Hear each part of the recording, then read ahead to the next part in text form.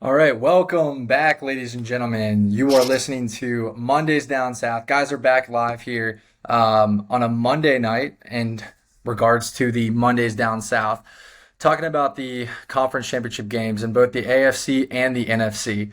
Now, guys, it's probably, I don't even think I should be leading this one off, really, because my girlfriend and Brian Jones's girlfriend had made dinner reservations for all of us, so I conveniently missed the 6:30 p.m. game between the Lions and the 49ers. So that's on me. I should have known when we were making dinner reservations. I was kind of in the conversation, but Julie and Alex were really leading it. And next thing you know, it's like for a Sunday night, of course, during the conference championships. So big whammy on my end not to audit that and verify which day that actually was. I just kind of said yes, and then it happened. So I was able to catch up on the highlights for the second game, was able to watch the first game. First of all, just two surprising, for me, surprising matchups in the sense of I didn't think that the Lions were going to compete the way they did. So hats off to Detroit. One heck of a season. And we're going to get into these games, by the way. And then in terms of Baltimore, that was a crazy environment. M&T Bank Stadium in the playoffs is a scary place to play. I was telling one of my friends watching the game that if Gotham City were real, it would be the Baltimore Ravens Stadium and that entire organization, because there's something cryptic but spooky and majestic about that team as they're running out. I'm not sure if you guys saw Lamar Jackson's intro, like covered in purple as he's running out, and like they get the camera shot behind him as he's high-fiving all of his players. I mean, incredible atmosphere in Baltimore. But before we get into it, guys, do you guys have any initial takes on some of the games or what you guys were doing this weekend? Were you guys watching it kind of solo, locking in, or were you watching it with some friends out and about?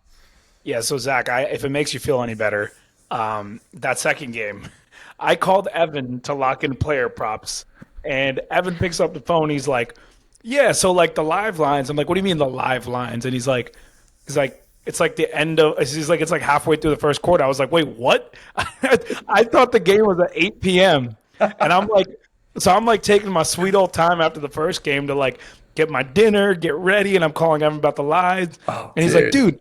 he's like, dude, we're like halfway through the first quarter. I'm like, oh crap. And I turned the game on. So if I didn't call Evan about betting, I would have missed half the game because I would have tuned in at 8 p.m.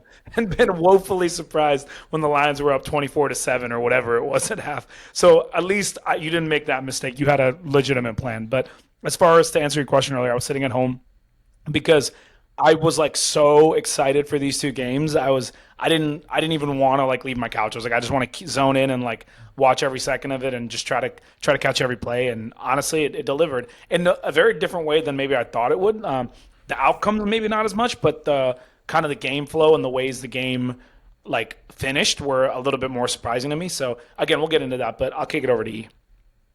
Yeah, that was hilarious. I was so confused because I was expecting a call before the first game was over to lock in some props, and I was like, yeah, I must have got tied up and just got locked into the game, no worries. Then he calls me a few minutes into the game, but he's so like nonchalant and just like casual, and I'm like, we got to get going here and lock it into these picks, man. The game's already 7-0 here, and I was about to joke him. I was like, "Cy, do you do you not realize that we're already 5 minutes in?" And it turns out he didn't. So, I had no idea. but yeah. But I I know was locked exactly what in. that reaction would be like too. He's just like, Yeah, wait, what? What? Like doing like the sigh, like, wait, what? I What's was going on? freaking Wait, out. I what? was like, You gotta the be kidding me. remote. Yeah, Like I know exactly to a T how Cy reacted when he yeah, found that that was out. bad, dude. But it was great. It was great. It was great catching it though. Yeah. yeah. But I was locked in from home too. I told myself I was going to multitask during it, and, get some things done in the house, get some work done. Obviously, that didn't happen. So I did all 6 or 7 hours of football. So yeah, looking forward to chopping it up here.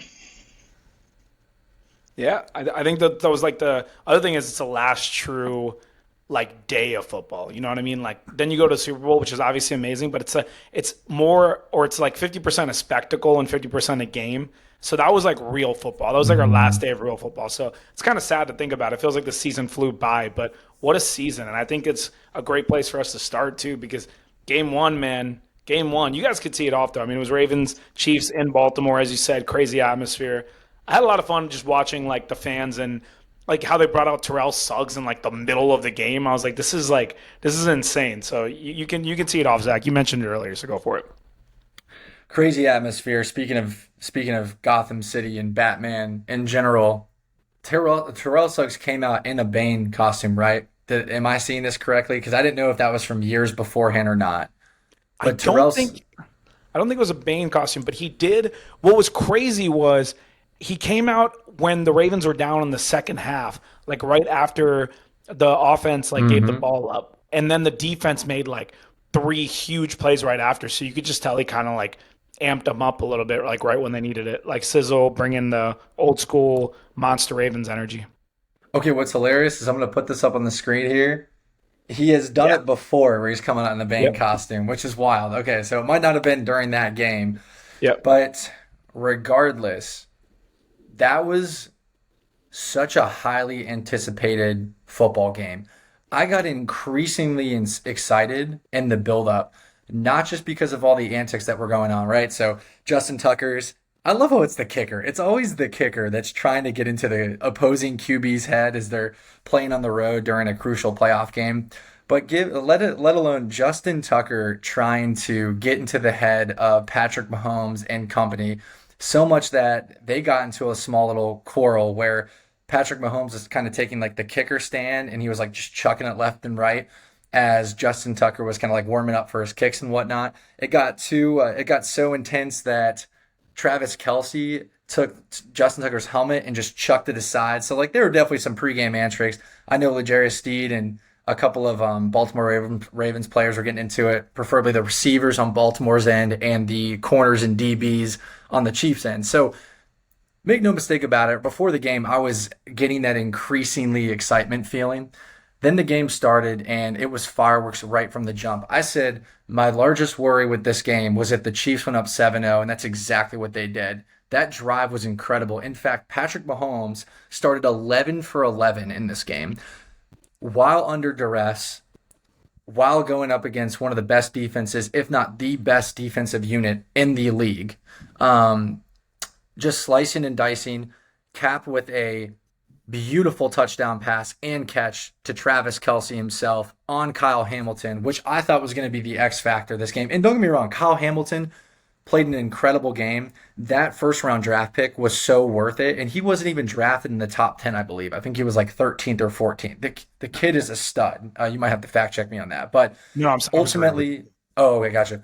Ultimately, I mean, we can get into it, but the first drive for the Kansas City Chiefs ends. Then the Baltimore Ravens respond back with their second drive. And to see Lamar get out of a tough situation with the blitz, evade a couple of tackles, and then reset is exactly what Todd Monken has done to transform this offense. And so I don't want to hear throughout the day Todd Monken can be, and I know he will be blamed by Evan because of the statistic I saw earlier today, but it goes to show you how rejuvenated this Baltimore Ravens offense is. When you have Todd Monken teaching Lamar Jackson, you're going to get out of pressure, but instead of you running and using your legs, reset. It's now a new pocket. Look at the options. And Zay Flowers continuing that route and corralling that 30-yard touchdown reception. That was the height of excitement of this game. And it happened 5 minutes into the first quarter. So overall, it was a great, exciting start. Obviously, pretty detrimental finish, full of mistakes on Baltimore's end.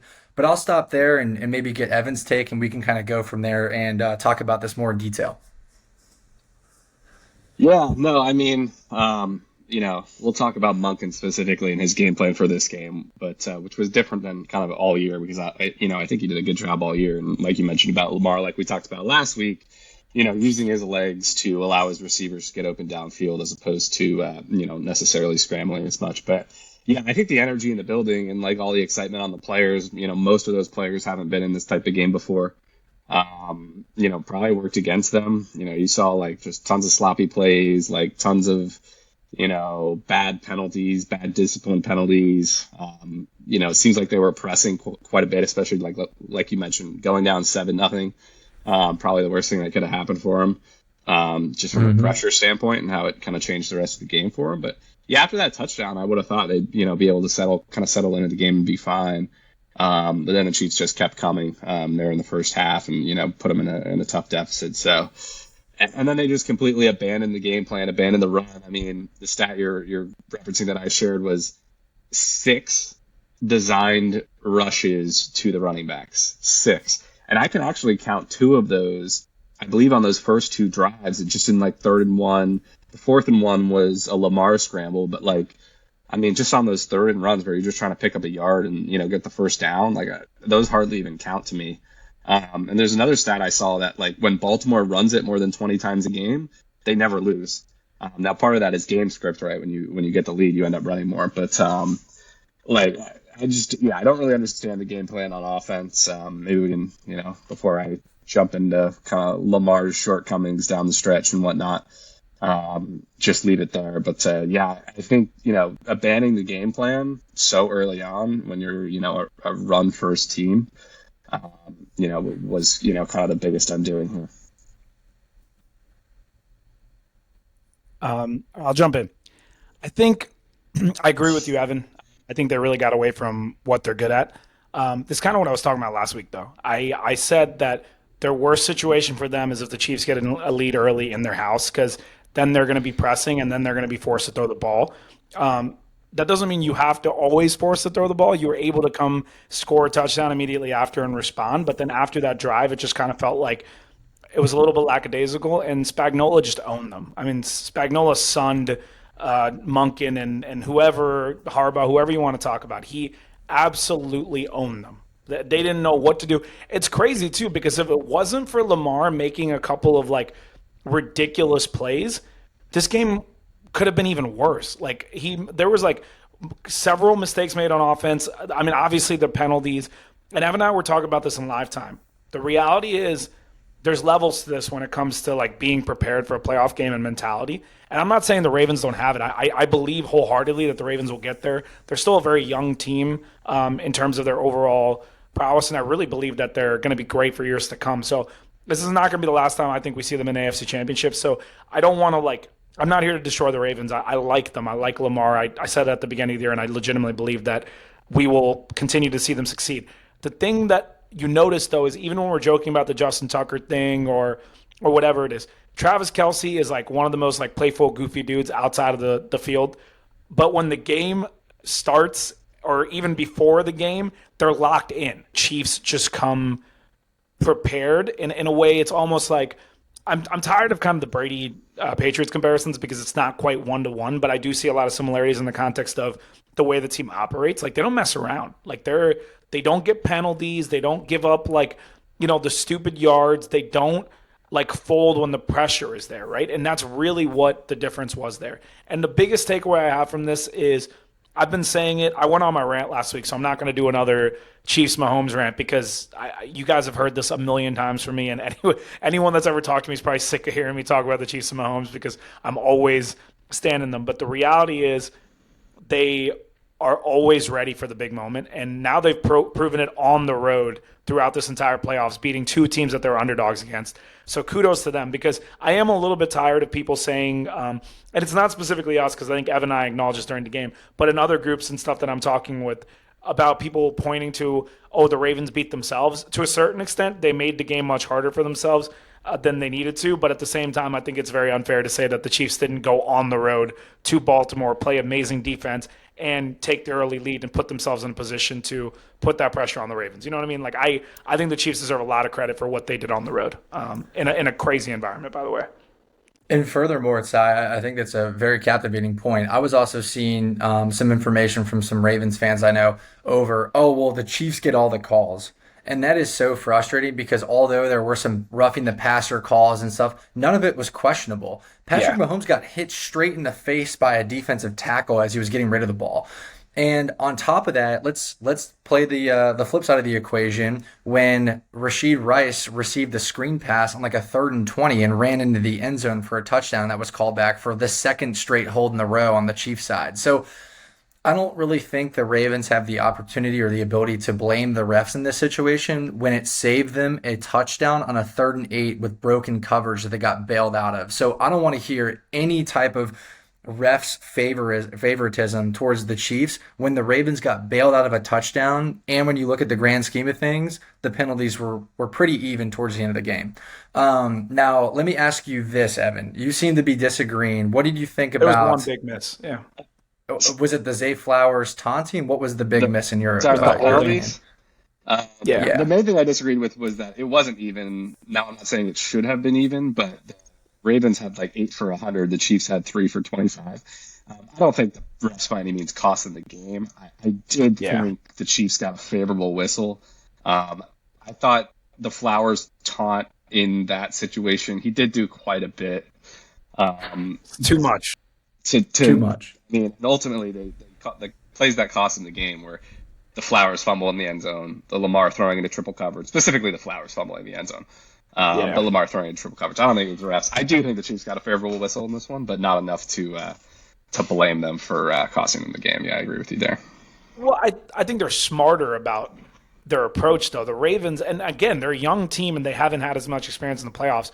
And that's a real thing, right? Like a lot of times when we assess games, like it's not just who's better on paper or who has like who's played better. Sometimes it's like in that moment who's gonna show up more. And that was really a big part of that is like composure in those moments. Like the moment where Kelsey was like yapping and then the guy comes up and hits him in the face with his helmet, it's like yeah, I understand Kelsey was talking smack, but you're allowed to talk smack. You're not allowed to hit someone in the face with a helmet, right? It's those little things. I will say maybe there was like one or two calls that might have been a little more favorable towards the Chiefs, like the holding that they missed or whatever it is. But there was a lot more obvious Ravens penalties though, so it makes sense that there was more flags in my opinion. Because I mean, as you see it, like some of those things were just so undisputably penalties, like Zach alluded to, getting punched in the face, like the Flowers literally like pushing the guy down, throwing the ball down next to him, things like that. It's just too obvious. Like you gotta be a little bit more discreet than that. Like I have no problem with people talk like Zay Flowers, young guy, straight up balling. And I said before the playoffs, he would be the difference maker for them. I said that in the first place. He was so You're close to right. being a difference maker for them, except it ended up He being the other way was. around with the fumble.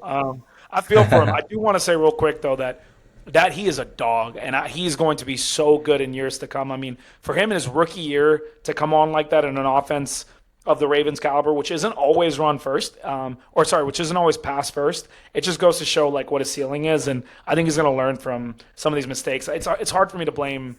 Hard for me, like obviously you blame him for the mistake, but it's hard for me to be like hard on him because I just see a young guy who really put his heart on the line and played his heart out. So yeah.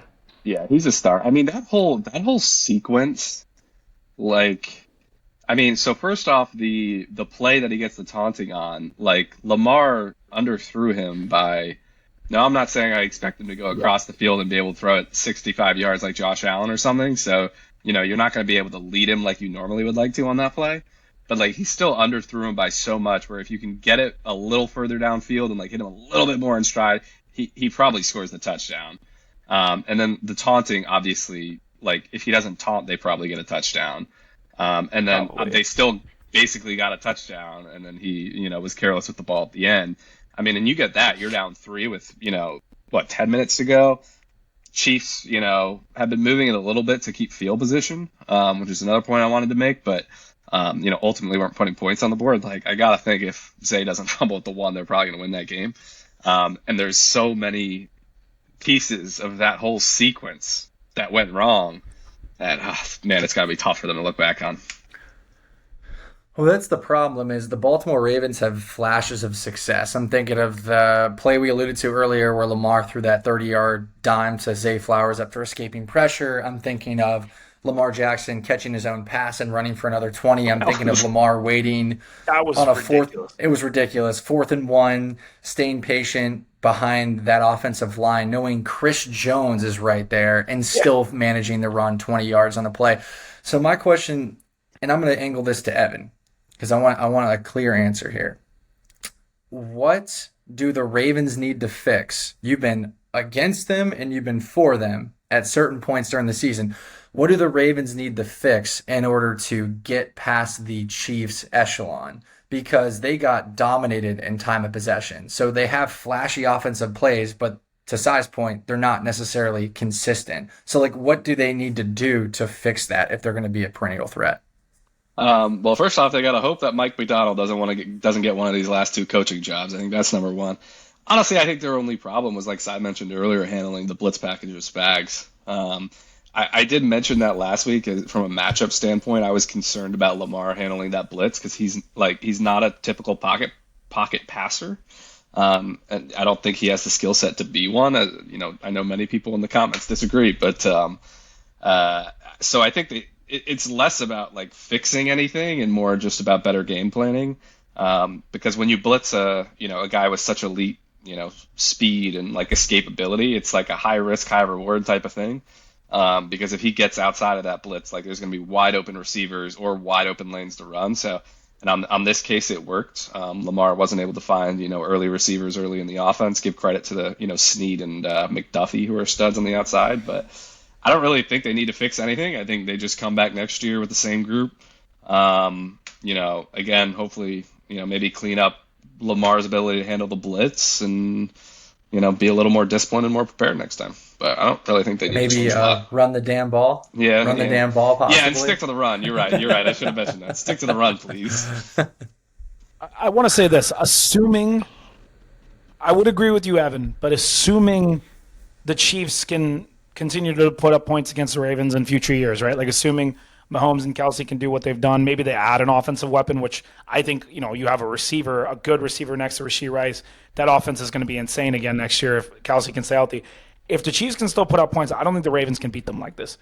Because the reality is, and this is what I said last week, if you can, and of course you can't ever fully contain Lamar, but I said if you keep him in the pocket and you force him to try to throw the ball out of the pocket and you have the lead, you will most likely win that game. And the thing is, not everyone has the personnel to do that or the defensive coordinator to do that.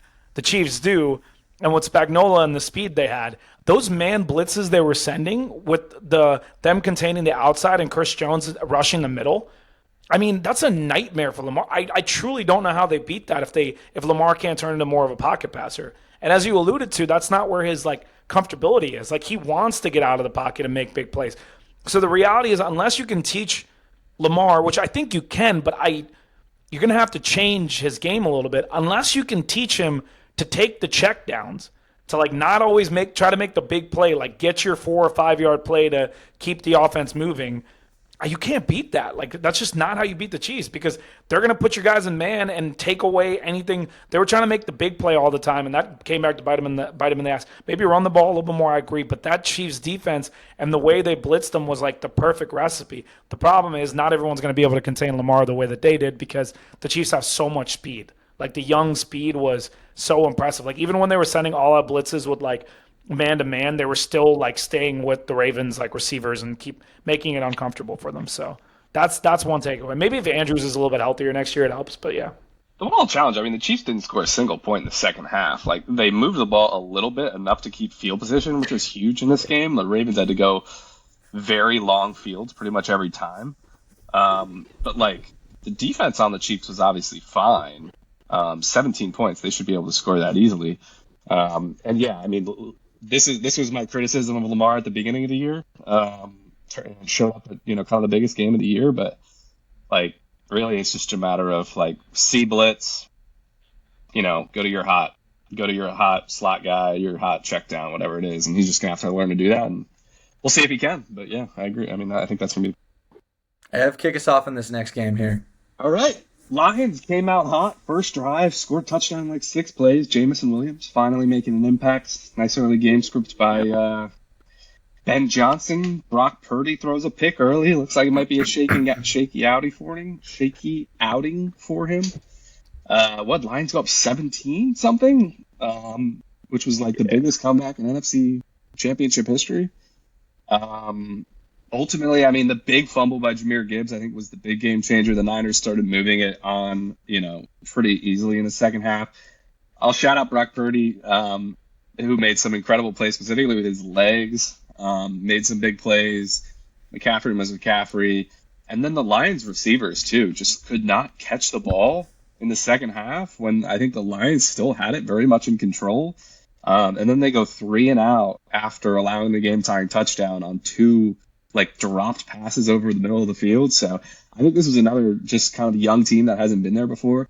Let the pressure of a big lead kind of get to them in the second half. And the Niners, after playing one of their worst halves of the season, I think Kyle Shanahan said, I agree with him, just turned it around and got away. So there's no recap. Wasn't it like 24-7 or 24-10 at half?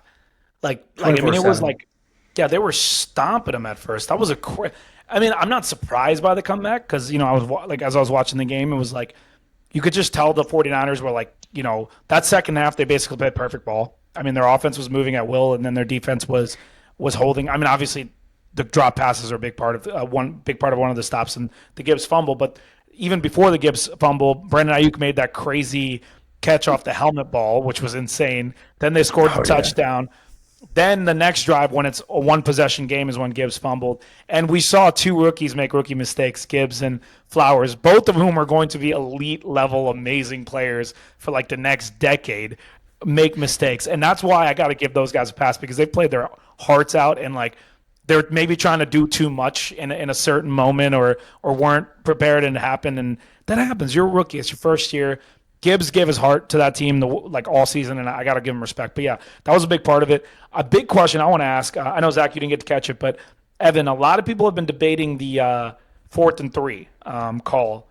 I personally, like Campbell's decision to go for it, I personally am 100% on the same page as him as going for it because that's who they are. That's who Dan Campbell is. That's how the Lions have gotten where they got. Like, that's what they've done all season in those moments. Plus, the added component is Badgley is not the greatest kicker, especially from deep. And even if you have a great kicker from deep, you lost all your momentum. Like, you want to try to score a touchdown. A field goal still keeps the 49ers in possession. So that's my take. But I had a couple people going a couple different ways. So I was curious to get your take on that. Yeah, if you have a really good kicker, I think you should probably kick it. But I was not expecting Badgley to make that kick, so I had no problem with the 4th and 3.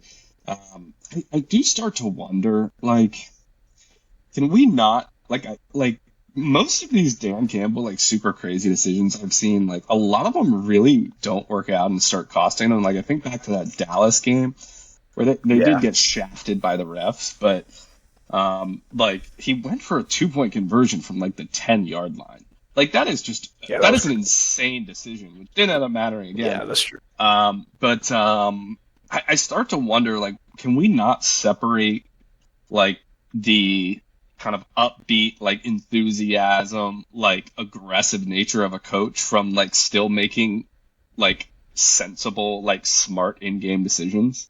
Because these decisions are really starting to cost them, and I get the whole argument that's who they are. That's they're aggressive. But I'm why can't that be true? And you can still make the right decision. Now, I don't necessarily disagree with any of his decisions in this game, and I thought there was one early on where he did choose the field goal to go up 17.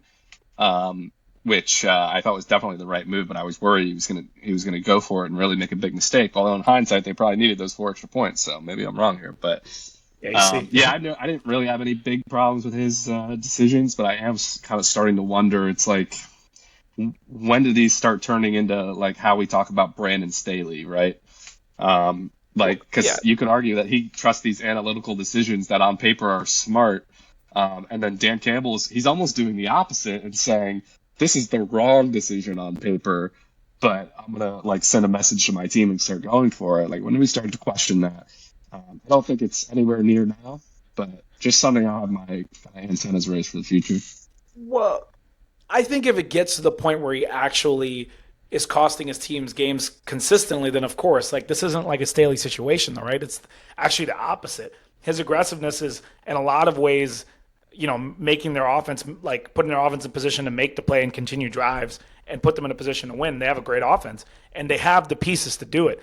Problem with the Chargers is even though they had some good offensive pieces, they didn't have the correct game planning. Part of it, I think, is he just trusts Ben Johnson a lot, too, to call the right play and get it for him. They didn't quite have that at the Chargers. So I don't fault him right now. Now, here's what I keep saying to people, and Zach, I know since you weren't able to watch a game, this might be more pertinent to something that you might have some thoughts on. I am genuinely curious, and I hate to say this to any Detroit fans out there because I got a lot of respect for Detroit fans, and it's awesome seeing them, get such a great playoff run.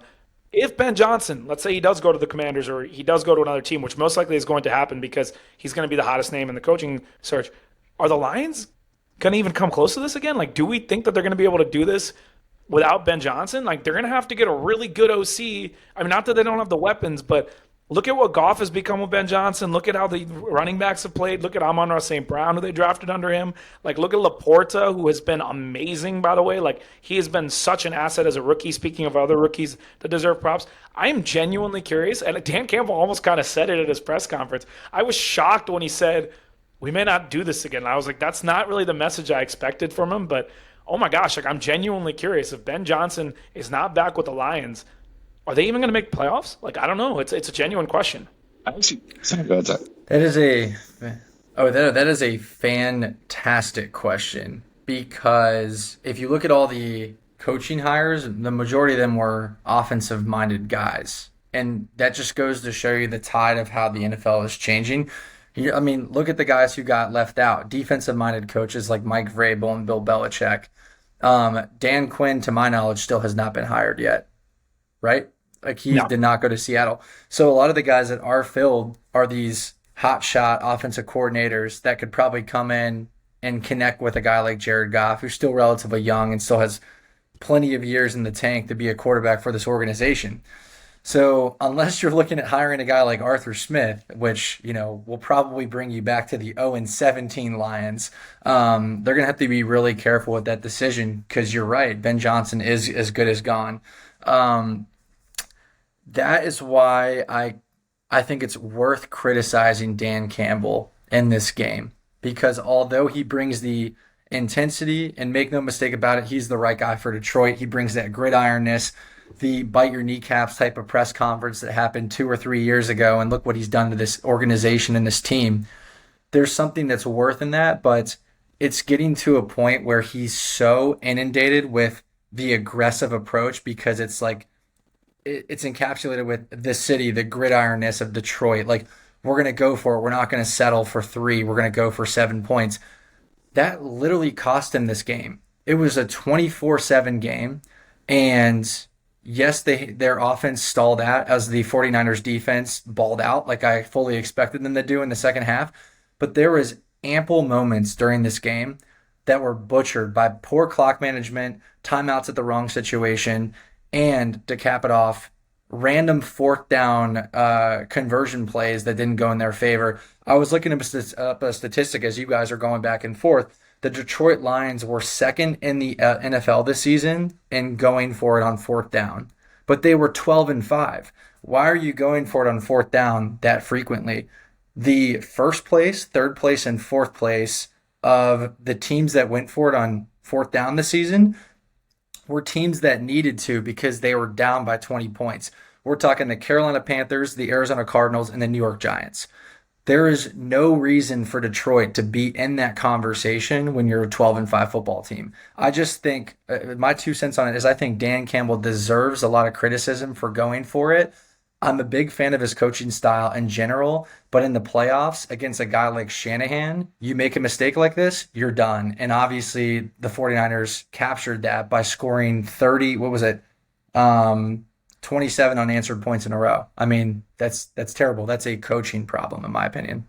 I don't think any of those decisions. The only one that actually might have cost them is where he did the opposite of what Ty was mentioning. Was the one where he did kick the field goal.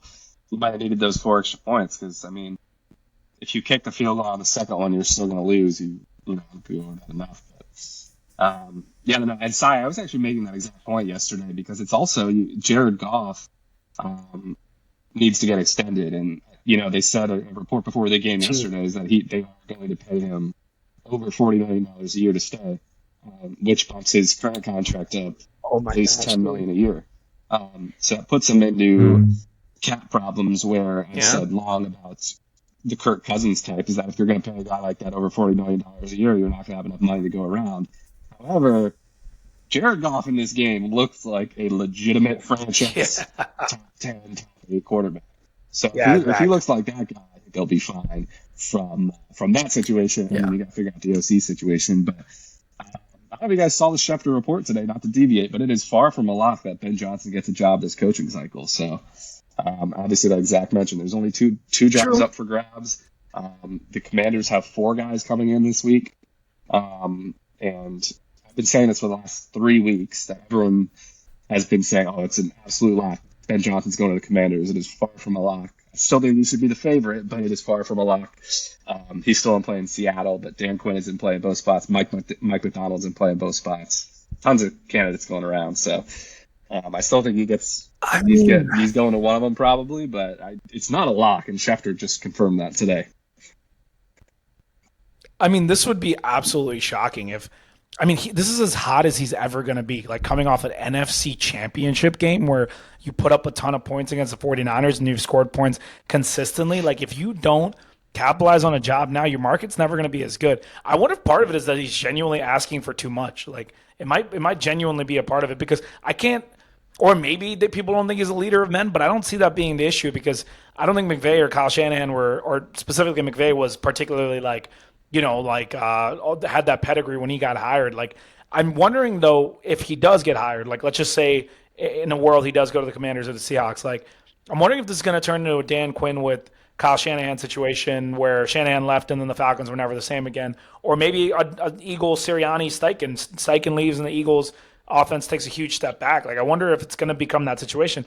I see that being more likely the case than not, unless the guy under him gets promoted to OC and he just happens to be just as good, or they hire another OC. But it's really hard to find a really good OC to come coach as an OC. Usually they just go become a head coach, right? Like, that's the problem. If you have a really good coordinator, sometimes it bites you in the ass because maybe they're the best part of your team in the context of coaching, and then you usually lose them because they're so damn good. So that's part of it. The other thing I will say real quick, though, is I'm a little bit like – I do agree that maybe it's a little bit too aggressive, and it was a good point about their 12-4, and the other 3 teams were clearly not playoff teams. But like, part of the reason they're 12-5 is because they were very aggressive. Like, they did things that other teams didn't do, and their offense is good enough to go for it. And the other thing is, I have a hard time criticizing Dan Quinn I have a hard time criticizing Dan Campbell this year when he by far and away exceeded expectations. I mean, they got the division. They made the playoffs. They won 2 games in the playoffs. They went into the 49ers house, and they gave them a run for their money. If you told me at the beginning of the season, and especially if you told Lions fans at the beginning of the season that was going to be the result of the season, they would be throwing a parade because they haven't won a playoff game in like 30 years. Like, I can't criticize a coach who's clearly a leader of men, and his players will run through a wall for him. I mean, I saw him like after the game, like with his arm around who was it? Teddy Bridgewater. Teddy Bridgewater, yeah. Who's retiring after the game, just like walking out of the stadium with them. Like, whether he is a great like coordinator, that's probably still up for debate. But is he someone who can lead a team with good coordinators around him? Yeah, clearly. And I don't know if the Lions are going to get back to there, but he deserves so much credit because I'm not gonna lie, I clowned him a little bit when he first got hired. I was like, who is this dude? Like I liked him a lot, but I was like, is this guy really going to be able to find success? And he has achieved more than a lot of hyped up candidates ever have. So I think he deserves a lot of credit for that. I'm pro Campbell. I love his press conference after because it's like it is so hard to get how far, kind of as you alluded to, like it is so hard to get that far. Like, I get the mantra of like you want to kind of be like, oh yeah, we'll be back, but it's also like it's so hard to get that far. You have to work so hard to get there. Like, I think it's good to take a step back and acknowledge that, and also motivate. Like, you gotta remember how much work it took to get there because it's not gonna be easy to get back. So, back to Ben. I think it mainly is probably a timing thing too. Like, if they got knocked out by the Rams or something, and he was like more available those other weeks to interview for all these other jobs, I think that would have helped his chances. And then maybe he's pricing himself out a bit, but we'll see what happens. But dude, he made a critical, like, I'm shocked people in the media aren't talking about this as much. Like, the 3rd and goal running play on that last drive, like, that was one of the dumbest play calls I've ever seen. Like, it literally turned it from, okay, we can score a touchdown, kick it deep, get the ball back, and go win this thing, to we need to get an onside kick, which never happens in the NFL anymore. Like, you're not going to get an onside kick with the new NFL rules. and he like runs the ball, they don't get it, and they have to blow a timeout, which, again, takes away the opportunity to get the ball back just on their defense. That was unbelievably like not being talked about. Like, obviously, I'm not gonna say it cost them the game because the Niners would have only needed to get one first down to end it, but like they had a shot there, and they probably would have scored anyway. I was like, dude, that might be his Kyle Shanahan moment from the Super Bowl where he gets too conservative, blows the game, and certainly seems like he's learned from it. But man, that was bad, and not many people are like bringing that up. That's a little bit of what I was alluding to last week, though, because I feel like he's very cut and dry, and it's a very good thing when you have a very good offense. But I'm like, in those moments, is he going to make the right decision? And he's still young and hasn't been doing it for a really long time, so maybe he'll learn. But that's why last week I was like, I want to clarify, I still think he is a good, maybe the best coaching candidate available right now. I just don't want to immediately label him the next Shanahan McVay, like a lot of people already are doing, is the point that I was trying to make, because those are the moments where I would say, like, you need to have something in your bag for that critical, like, third down where you need to make a play. That's when you get creative. That's when you do something. I'm not saying you need to run a Philly special, but, like, don't just run the ball there. Like, I don't know. Like, I feel like you got to have something in your book. Like, every good coordinator has, like, 8 different plays that they have ready for. Well, to be fair, he does. He just didn't go to it right there. I mean, he threw it to an offensive lineman in that Cowboys game in that spot. So he definitely has a bag. True. One of the things I actually like about him is, though, that situation notwithstanding, is that he'll like run it on 3rd and 10 and it'll work. Like he uses the run game. True. Like most teams will go run if it doesn't work, pass, run if it works, run, pass. But he'll go like run, pass, run, and it's really effective in a lot of cases. And specifically in the red zone, obviously in this case it was dumb, but go ahead, Zach. You see that George Kittle, speaking of offensive coordinators and their schemes of the greats, George Kittle told a podcaster recently that Kyle Shanahan on purpose will run the same play over and over again to the point where it makes the defensive coordinator wonder, am I outplaying or am I out coaching Kyle Shanahan, the guy who is the offensive juggernaut, the guy who runs the best offense of all time, the best schematter in football? And so like defensive coordinators will like stop the run, 2 or 3 plays in a row, and then Kyle Shanahan will run the exact same play again. And George Kittle confirmed that Kyle Shanahan will literally do that on purpose to try to get into the other team's head, and then they will show up with the same formation, and you never know when it's coming, and then Debo's going long for a play. And it's hilarious how like Kyle Shanahan, he has so much fun with this offense that he will deliberately choose to get into a coordinator's head on the other side of the field, even if it means at the expense of a big play. So like he would rather take a 2-yard run play knowing that it's going to fail, and he'll run it again and again to set up some wild play in the future. So it's like he even at the expense of a 3-and-out. Like I think Kyle Shanahan is hilarious for that because these defensive coordinators have absolutely no idea what to do. And speaking of that matchup, that Kyle Shanahan-Spagnuolo matchup is going to be incredible. Yeah, before we jump into that, I want to say something real quick. First of all, great point about that, Zach. I don't know if you guys saw the video of Kyle, like when he's on the sideline with the referee, and he's going to run a 5-yard out route, and he's going to grab him right there, and that's exactly what happens. Like he's just like thinking about the next thing all the time, and it's so impressive.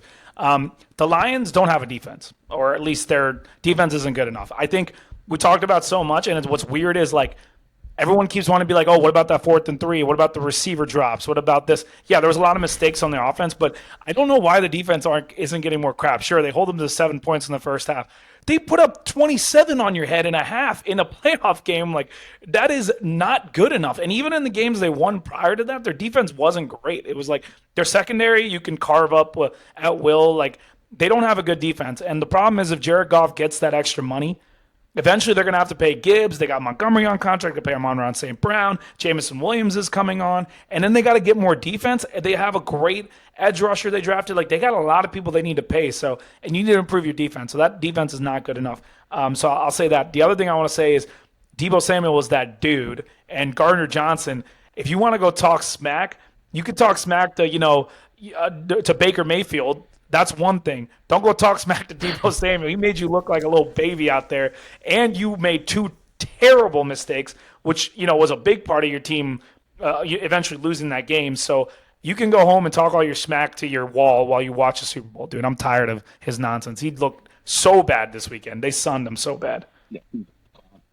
Um, the reason the defense isn't getting criticized is we know the defense sucks. So we didn't expect anything from them, but we expect Josh Reynolds and Amon Ra to make those catches and Gibbs not to fumble and such. But yeah, the defense needs to work for sure. And then ultimately is their so the other honorable mention I missed is I don't want to criticize Dan Campbell either, but back to the Ben Johnson play. Dan Campbell's in that headset as well and can veto the play calls, so it's not just on Ben, but Dan Campbell not vetoing a run play there. So I'm just going to throw that out there. I wanted to mention along with that point. I do respect the coach fully trusting his coordinator, though. Oh, also, really good point there, Ev, because last year, remember the Super Bowl about running and when people generally don't? You remember like the Eagles on like 3rd and 5, Steichen was calling like QB draws, and it was like working. I was like, that is so like that was just so genius. The dude. Eagles QB draw though is maybe the timing of it with the new coordinator wasn't the same, but that was like oh my gosh, watching the Eagles offense this year and how often they ran that QB draw was a nightmare, dude. This year, they didn't know when to call it. Just didn't have the touch on it. But, so we're already at 55 minutes. How do we want to? Do we want to do some early thoughts on the Super Bowl or save it for next week? I think we do a quick little quick early thoughts, and then we give people a full breakdown and maybe give them our actual scores next week. I think we can say who we're leaning towards right now, and then we'll give them our actual pick, what the score predictions. I'm definitely not being held to my pick today. I'll make a preliminary pick, but I'm not. I like no chirping in the comments. All right, I'm gonna reassess. But, respect. Zach, you wanna jump in with your preliminary pick for Super Bowl? What number are we on? Anyone know? We got what Super Bowl? Super Bowl like 57, 57, 56. Super Who knows? Bowl 2024. Any guess? What is LVIII? Anyone know Roman numerals? Dude, I saw the funny. Yeah, I think it's 58. I saw the funniest thing. How it's like the most common Google searches this time of year are like Super Bowl or whatever, and then like how to understand Roman numerals. Reading over numerals. It's so funny. That's awesome. Go ahead, Zach. Go ahead. That's awesome. All right, like I was saying earlier, I think the Kyle Shanahan Spagnuolo duel is going to be fantastic. Ultimately, I think Kyle Shanahan comes out on top, and I think the 49ers are going to win this game and cover 1.5. You will not see me change that spread decision throughout the course of these next couple weeks, but what I can tell you is by picking that, I'm still worried about Brock Purdy because he is going up against a defense that is proved time and time again that they are elite. Maybe not top 3 elite like Evan had alluded to with the Chiefs defense last week. But I think that this is a fearsome unit, and I think that they are on the realm of top 5, and they are going to be drawing up a scheme to confuse Brock Purdy. And here's where it gets interesting, gents. The Green Bay game and the Detroit Lions game, and San Francisco experienced trailing like they have never experienced this season. They came out on top, which means Brock Purdy, instead of dissolving, he actually stepped up and made some crucial plays, and they ended up winning the games.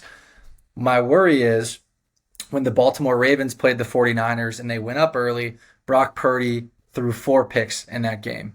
So is it safe for me to pick San Francisco when I still have questions about Brock Purdy? I feel like that's a little hypocritical of me, but as long as he plays well and he game manages to the best of his abilities, I think San Francisco is going to win a Super Bowl, and it's going to be Kyle Shanahan's first. So that's my tentative prediction. You said you're not changing it. You locked it in, bro. You said you're not changing it. Yeah, you said you're locking it in. You're not changing it. That's how you started your segment. So yes, you're right.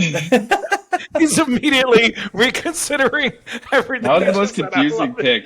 He locked in Niners, and then he explained to us why the Niners would lose, and then and then just turned it back around. That was amazing. I think, I'm firm that the Niners are going to win, but I just I have. I just don't think it's going to go. I don't think they're going to dominate like they could because Brock Purdy could make a mistake. Like, it is so imperative that the 49ers go up early in this game because if the Chiefs go up 7-0 like they did against the Baltimore Ravens, I'm just trying to say I worry about Brock Purdy trying to force throws. But the last 2 weeks, he's clawed his team to victory. So who am I to say that? So yeah, give me the 49ers to win and cover 1.5, which is pretty tight spread. Go ahead, Ev. Yeah, like I said, I'm not locking in anything today, but I think this is an incredibly hard game to pick. I think it's a complete toss-up at this point. So I'm gonna lean with the team that has the better coach, the more experienced coach. I'm gonna lean to the team that has not to disrespect Brock in any way, but obviously Mahomes is a way better quarterback. The Chiefs have a better defense. I really am not that impressed with San Francisco defense right now, outside of Nick Bosa making some huge plays in this game, which I would expect he would. The defense doesn't really scare me. I think Mahomes is going to carve up the secondary. I'm going to take the team with better QB, better coach, better defense. I think it'll be a great game. But my worry is that maybe part of this is like, I can't pick against the Chiefs 3 weeks in a row and just continue being wrong. So maybe I'm just like hedging here. But I think in this matchup, I am leaning the Chiefs, but we'll see where we land in a week and a half's time. I genuinely feel bad for you, Evan, because it's so full circle because you got put in a position where the two teams that you basically like said the whole time are not going to get there or there, and you're just stuck like having to decide between the two. The flip side of that is I'm in the polar opposite position because at the beginning of the year, episode 1 of the season, we picked our Super Bowl contenders, and I said it was going to be Chiefs versus 49ers. And then at the beginning of the playoffs, we redid the segment, and I still said it was going to be Chiefs 49ers, and now it's Chiefs 49ers. So I am so torn because I have absolutely like no qualms with either of these teams winning, and I believe in both of these teams, which is why this is a problem because I don't have trouble picking this matchup as a result of my concerns about one team or the other. I have a problem picking this matchup because of how good I think both of these teams are, and I'm like really struggling to figure out which one's going to come out on top. I am going to stick to my guns right now. I'm really going to consider it for the next week, though, because I'm not locking anything in yet because I truly respect both these coaches and the players. The 49ers in every way have the better team. Mahomes and Kelsey are the only positional advantages if we're talking personnel. However, Evan was 100% right last week, and I got to give him where credit was due because I was wrong. The Chiefs, although I still don't believe personnel-wise maybe they're as good as some other defenses, with the coaching and the way they use their players, the Chiefs are an elite defense, and they are a top 3. I mean, if last week didn't show it, I don't think anything else will. That defense against an amazing 49ers offense, albeit, but putting that pressure on that team, I think they're going to be able to at least slow Christian McCaffrey down a little bit, who's obviously the X factor for the Niners every week. And if they can do that, then you force Purdy to have to put the team on his back. And at that point, I take Mahomes. So right now, I'm leaning Chiefs just because I've been very consistent with my picks with the Chiefs. So I'm leaning Chiefs. I'm leaning Patrick Mahomes. We'll see what I think in a week. But that's like, this is a really big struggle for me, guys. I've been like, I'm losing sleep over this. I don't know what the hell to do. I love both of these teams. You guys know I love these teams. I defend them every week. So this is like a great situation, but a nightmare for me at the same time. Yeah. But next week, we'll do a lot of betting. We'll do a lot of betting for you guys next week. Yes, sir. Before the guys make their trek up here to the Northeast for the game and some other festivities. So, yeah. What else we got? It's the best weekend of the year for MDS, man. That's what's up. Can't wait. Zach? Sorry, are you coming in on Saturday? I'll be in Saturday, yes, sir. Cool, No, I'll be in Thursday. What am I talking about? Oh, you're coming in early. Well, I'm going to Tiesto with Evan, most likely. So this is who, by the way, is performing at the Super Bowl 2 days after we see him, or 3 days after we see him in New York. Apparently, he's a live DJ for the Super Bowl, which makes no sense. I doubt it'll be on TV though. But, like, there's not gonna be any TV Tiesto. It'll just be like for the fans, disc jockey. There'll be a little pan over to him just to point out that he's there, but it's Las Vegas, so of course you're going to have like one of the biggest EDM artists ever in Vegas of all places. Which, by the way, Las Vegas, with this matchup, oh my gosh, like this is going to be insane. Should be a good one. Yeah, it's gonna be wild. Yep. It's gonna be wild. Well, anyways, guys, thank you guys for subscribing. We're 100+ subscribers now, so keep hitting that subscribe button if you're even listening to the podcast at this point. If you are, shame on you, honestly. But we will be getting some more content your way over the next week or so, like Evan had mentioned. And without further ado, that was Mondays Down South. Thanks, guys. Mondays Down South.